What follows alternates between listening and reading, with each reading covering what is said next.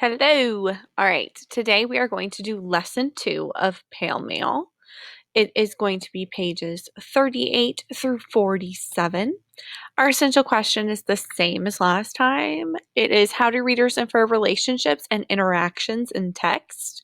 And how do writers develop a topic?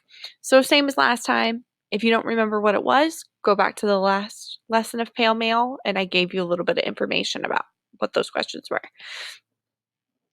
All right, here's our Cornell note questions for today. Whew.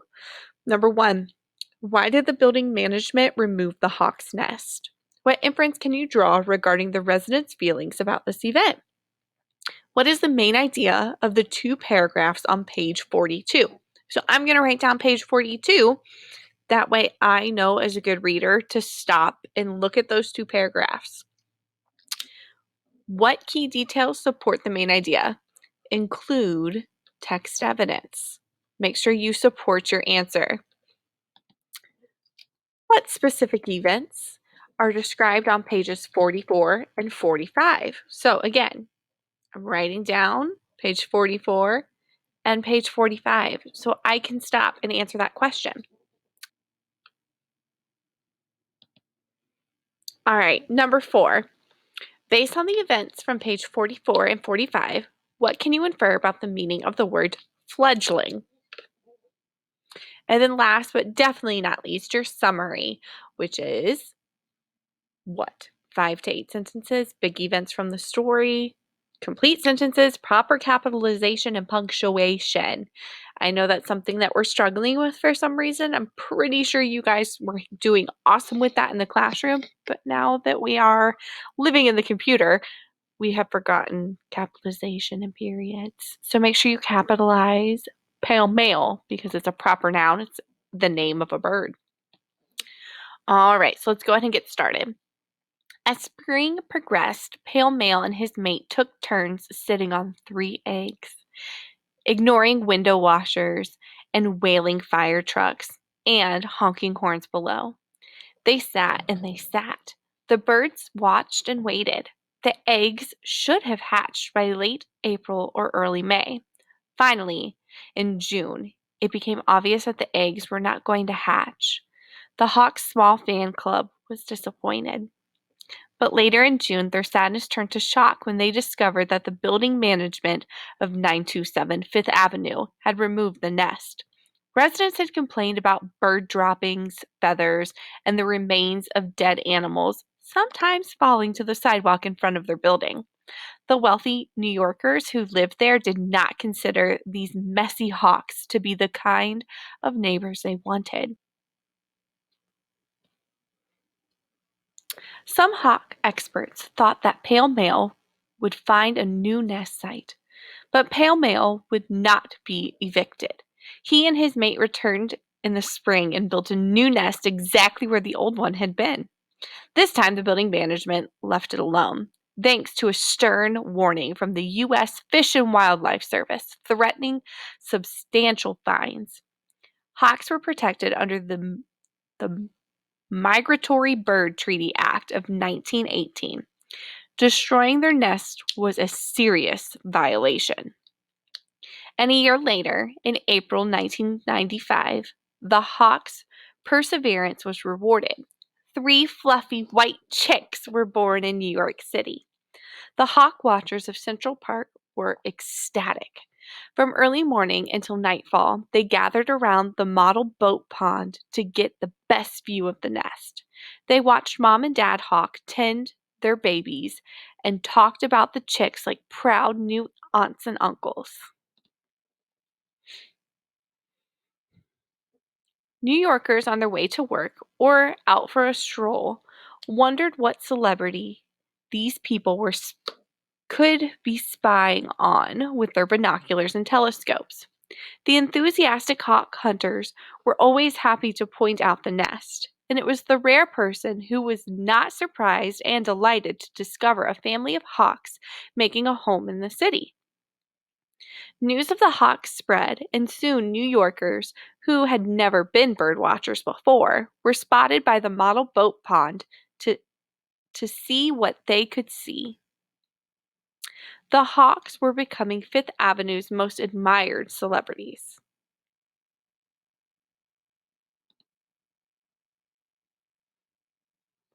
By June, the chicks had grown almost as large as their parents. Gone were their baby down. Now they had flight feathers. They began jumping up and down in the nest and flapping their wings in preparation for their first flight.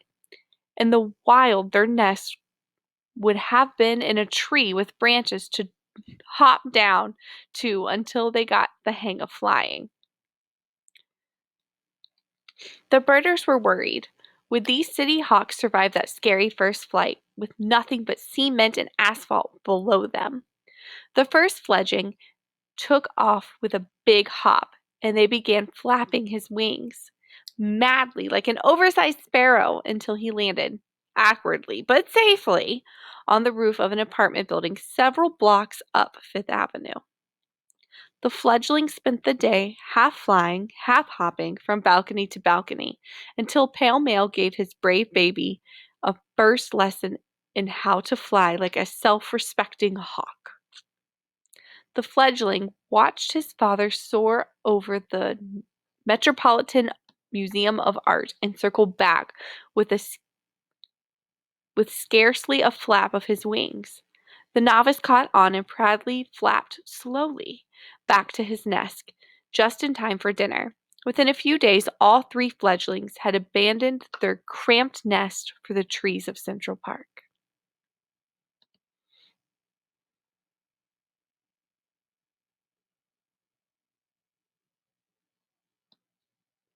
Each spring, more and more fans of the Hawks came out to watch Pale Male and his mate renovate their nest with new twigs and leaves. And there was always a great celebration when new chicks hatched. The birders watched the hardworking parents ferry home pigeons, rats, and occasionally a squirrel or a songbird from their well-stocked Central Park meat market. Even after fledglings left the nest, they would stay under the protection of their parents for several months. Pale Male would always respond to their hungry cries with some meat. He would chase off those pesky crows and let his hawks know that the blue jay bullies couldn't really harm them. This good dad was once observed helping his hawklets learn to catch rodents by dropping a live mouse near one of them. Maybe. Over the next 9 years, the hawks reared 23 chicks, and a CBS News commentator actually nominated Pale Male for Father of the Year. Life in the big city was good for the Hawks. Little did Pale Male know that his greatest challenge was yet to come.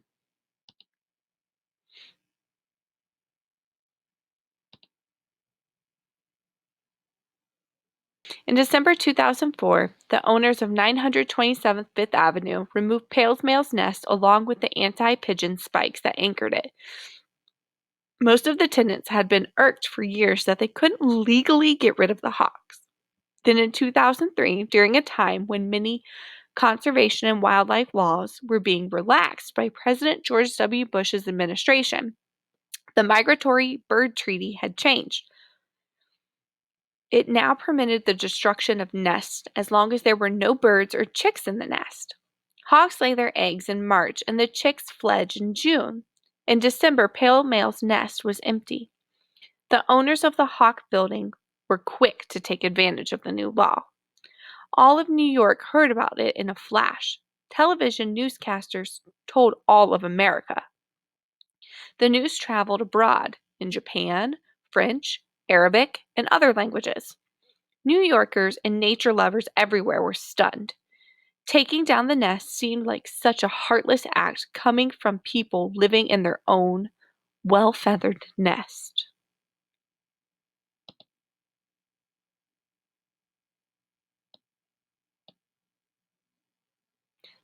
The dedicated bird watchers and the Audubon Society immediately organized protests across Fifth Avenue from the Hawk Building.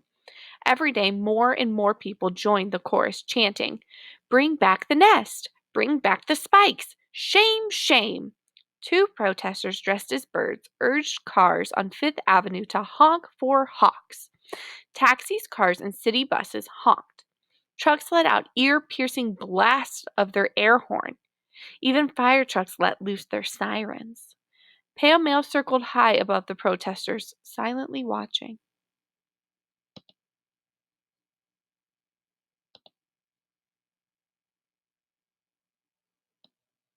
After a week with hundreds of protesters blocking the sidewalk, with traffic slowing to a crawl, and with constant, relentless noise, the building owners backed down. The publicity had been terrible for them. The Audubon Society and the U.S. Fish and Wildlife Society finally persuaded the owners to reinstall the anti-pigeon spikes and to construct an apron or cradle below the nest to catch the hawks' garbage. The hawks kept a wary eye on the ledge until the spikes and apron were installed and the workers' scaffolding was finally removed. Within minutes, the hawks couple began bringing new twigs to the ledge. They would rebuild their home and start over again.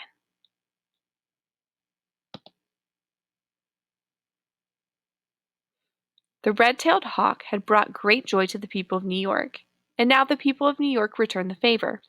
The hawks were welcome to stay at 927 Fifth Avenue as long as they wanted. They were true blue New Yorkers, tough, resourceful, and determined to make it in the city. New Yorkers loved them for bringing a touch of the wild and a respect for nature to a teeming urban landscape.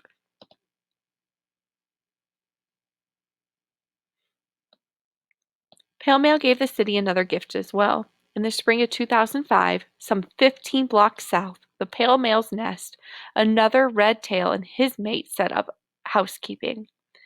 They built their nest on a ledge of the 35th floor of Trump Park on Central Park South. They hatched 2 chicks.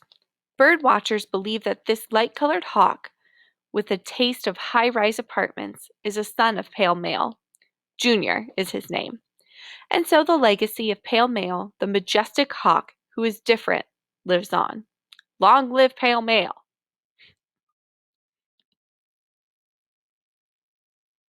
All right, that is it for Pale Mail. We have finished him.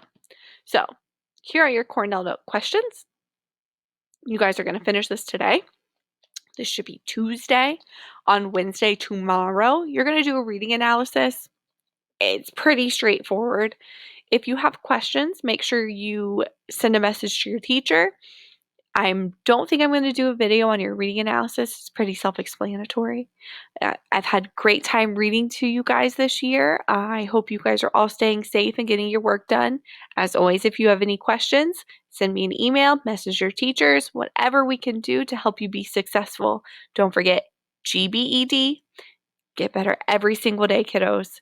And hopefully I will see you soon. Bye. Take care.